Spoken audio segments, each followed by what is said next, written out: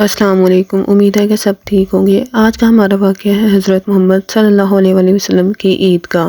عید کا دن تھا اور صبح کا وقت تھا۔ حضرت محمد صلی اللہ علیہ وآلہ وسلم مسجد نبوی میں فضائل عید بیان کر رہے تھے اور صحابہ کرام محو نظارہ دید تھے۔ تمام صحابہ خوش تھے کہ ابھی رب العزت سے عیدگاہ سے عید کے تحائف وصول کرنے کے لیے ان حضرت صلی اللہ علیہ وآلہ وسلم کی خدمت میں جائیں گے۔ عید کے احکام و فضائل سننے کے بعد تمام صحابہ اپنے اپنے گھروں میں چل دیے تاکہ غسل کر کے سفید کپڑے پہن کر مقررہ وقت پر مسجد نبوی میں آقائے دو جہاں حضرت محمد صلی اللہ علیہ وآلہ وسلم کی قیادت میں عیدگاہ کا رخ کریں۔ حضرت محمد صلی اللہ علیہ وآلہ وسلم بھی اپنے گھر تشریف لے آئے تو حسین کریمین بھی تیار ہو کر آپ کا انتظار کر رہے تھے۔ جو ہی دہلیز پر آپ صلی اللہ علیہ وآلہ وسلم نے قدم رکھا تو لاڈل نبی کے لاڈل نواسے بابا کہتے ہوئے آپ سے چمٹ گئے۔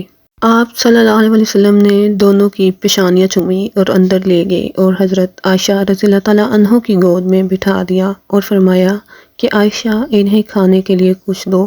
فراغت غسل کے بعد آپ صلی اللہ علیہ وآلہ وسلم نے سفید کپڑے زیب تن کیے اور خوشبو لگائی۔ اتنے میں مؤذن حضرت بلال رضی اللہ تعالیٰ عنہ نے دروازے پر دستک دی۔ آپ صلی اللہ علیہ وسلم اور حسین کریمین رضی اللہ تعالیٰ عنہ مسجد نبوی میں تشریف لائے۔ صحابہ اکرام رضی اللہ تعالیٰ عنہ آپ کے انتظار میں تھے۔ پاک لوگوں کی جماعت ایک پاک رہبر کی سرپرستی میں عیدگاہ کی طرف روانہ ہو گئی۔ جبریل علیہ السلام نورانی فرشتوں کی جماعت سمیت بارگاہ نبوی سے نیاز حاصل کرنے کے لیے آئے ہوئے تھے تاکہ مقدس ترین انسانوں کے پاؤں کی مٹی کے مبارک ذرات سے ان کے نورانی پر شرف حاصل کر سکیں۔ صالح روحیں راستے کے دونوں طرف اس مقدس قافلے کے استقبال کے لیے بے چین کھڑی تھی۔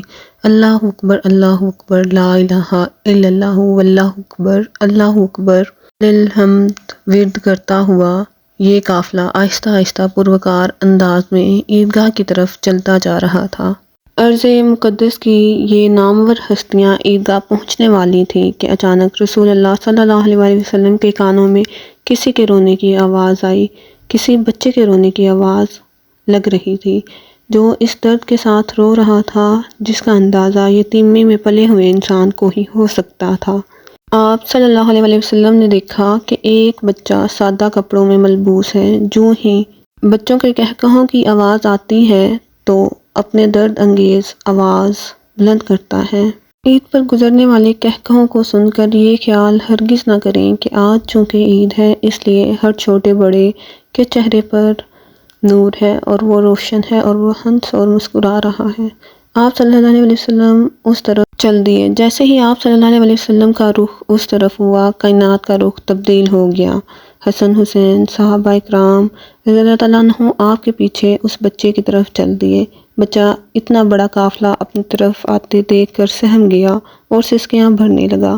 آپ صلی اللہ علیہ وسلم کی آنکھیں بند ہو گئی۔ اپنا یتیمی کا درد یاد آ گیا۔ فرمایا بیٹا کیوں رو رہا ہے؟ بچے نے آپ صلی اللہ علیہ وسلم کی طرف دیکھا تو اسے پہلی بار احساس ہوا کہ باپ جب اپنے لخت جگر کو بیٹا کہہ کر پکارتا ہے تو اس سے کیا لطف حاصل ہوتا ہے۔ میں ایک یتیم ہوں، میرا باپ تو مر چکا ہے، ابھی بھی دنیا میں کوئی بیٹا کہہ کر پکارنے والا ہو سکتا ہے کیا؟ اسے محسوس ہوا کہ جیسے وہ رو رو کر بے ہوش ہو گیا ہے اور اس کے باپ کی روح اس سے ہم کلام ہے۔ بچے نے بغیر کچھ کہے سب کچھ کہہ دیا۔ یتیم پیغمبر نے یتیم بچے کو اپنے کاندھوں پر سوار کیا۔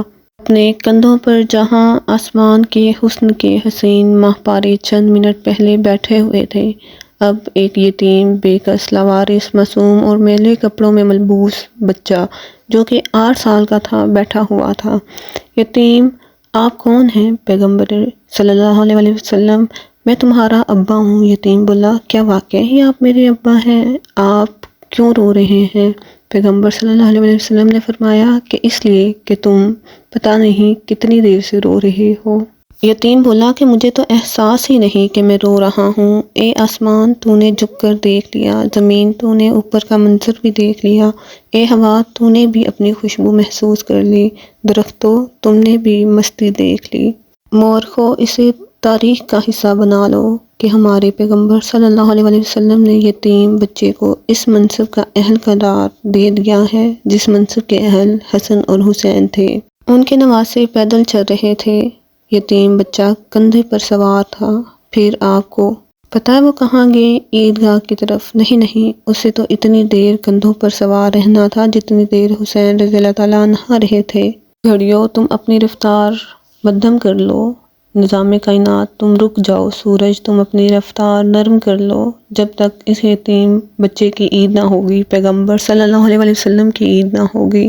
حضور اکرم صلی اللہ علیہ وسلم گھر تشریف لاتے ہیں۔ حضرت عائشہ رضی اللہ تعالیٰ عنہ آپ کے اچانک آنے پر حیران ہو جاتی ہیں، وجہ پوچھتی ہیں۔ عائشہ رضی اللہ تعالیٰ عنہ، تم اولاد کے لیے تڑپتی تھی نا، آج اللہ نے تمہاری آرزو پوری کر دی، میری اور سب مسلمانوں کی عید سے پہلے تمہاری عید ہوگی۔ اللہ تعالیٰ نے تمہاری سن لی اور فرمایا کہ محمد صلی اللہ علیہ وسلم کا پسندیدہ بیٹا ہے۔ حضرت عائشہ رضی اللہ تعالیٰ عنہ اہلاً و سہلاً مرحبا نبی صلی اللہ علیہ وسلم کہتے ہوئے گود میں لے کر چوم رہی ہیں اس بچے کو۔ عائشہ رضی اللہ تعالیٰ عنہ، اس کا کوئی ابا نہیں، محمد صلی اللہ علیہ وسلم اس کے ابا ہیں، اس کی کوئی ماں نہیں، تو اس کی ماں ہے، اس کا کوئی بھائی نہیں، حسن اور حسین رضی اللہ تعالیٰ عنہ اس کے بھائی ہیں، اس کی کوئی بہن نہیں، فاطمہ رضی اللہ تعالیٰ عنہ اس کی بہن ہے۔ عائشہ اٹھو، اس کو نہلاؤ۔ حضرت عائشہ رضی اللہ تعالیٰ عنہ اور حضور اقدس صلی اللہ علیہ وسلم اس بچے کو نہلانے میں مصروف ہیں۔ اتنے میں حضرت فاطمہ رضی اللہ تعالیٰ عنہ تشریف لائیں۔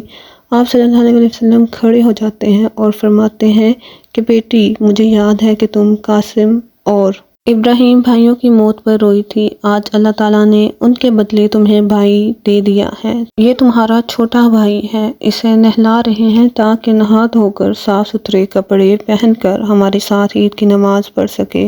حضرت فاطمہ رضی اللہ تعالیٰ عنہ اہلاً و سہلاً مرحبا یا نبی کہہ کر پانی لینے چلی جاتی ہیں۔ حضور اکرم صلی اللہ علیہ وسلم اپنے مبارک ہاتھوں سے بچے کے جسم پر لگی میل اتارتے ہیں۔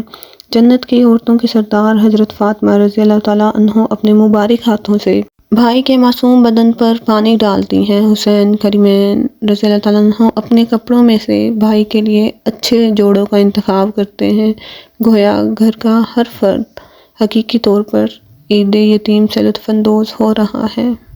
یہ عید تھی، یہ ہمارے نبی حضرت محمد صلی اللہ علیہ وسلم کی عید تھی، جو کہ حقیقی عید تھی۔ ہمارے ہاں ہزاروں یتیم بچے ایسے ہی سڑکوں پر رو رہے ہوتے ہیں، میلے کچیلے کپڑوں میں، پھٹے ہوئے کپڑوں میں، لیکن ہمیں احساس تک نہیں ہوتا۔ ہم عید پر اپنے لیے تو ہر چیز لے لیتے ہیں، لیکن ہمارے آس پاس ہمیں کسی کی کچھ خبر نہیں ہوتی۔ ہزاروں بچے بھوک پیاس میں ادھر ادھر دیکھ رہے ہوتے ہیں کہ کوئی ان کی مدد کر دے، لیکن ان کی مدد کرنے والا کوئی نہیں ہوتا۔ اللہ تعالیٰ ہم کو اس طرح کی عید منانے کی توفیق عطا فرمائے۔ اللہ تعالیٰ ہم سب کو، تمام مسلمانوں کو حضرت محمد صلی اللہ علیہ وسلم کے راستے پر چلنے کی توفیق عطا فرمائے۔ آمین ثم آمین۔ اللہ حافظ۔